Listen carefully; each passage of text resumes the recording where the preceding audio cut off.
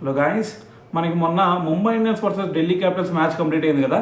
So ఈ match తర్వాత చూసుకుంటే సూర్యకుమార్ యాదవ్ ఒక రికార్డు క్రియేట్ చేశాడని చెప్పాలి.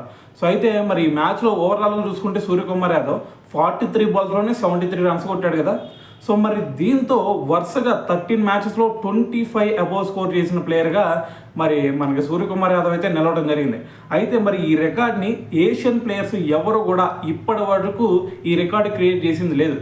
అయితే మరి ఫస్ట్ టైం మనకి సూర్యకుమార్ యాదవ్ ఈ రికార్డ్ని అయితే అందుకోవడం జరిగింది. అయితే దాని తర్వాత టెంబా బౌమా, సో అతను కూడా 13 మ్యాచెస్లో వరుసగా 25 అబోవ్ రన్స్ అయితే చేయడం జరిగింది.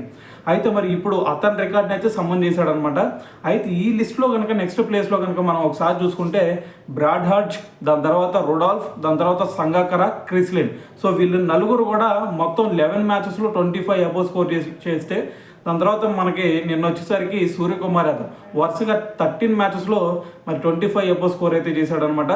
సో దీంతో ఇప్పటి వరకు ఏషియన్ ప్లేయర్స్ ఎవరికి కూడా సాధ్యం కానీ ఒక రికార్డ్ని అయితే క్రియేట్ చేశాడని చెప్పాలి.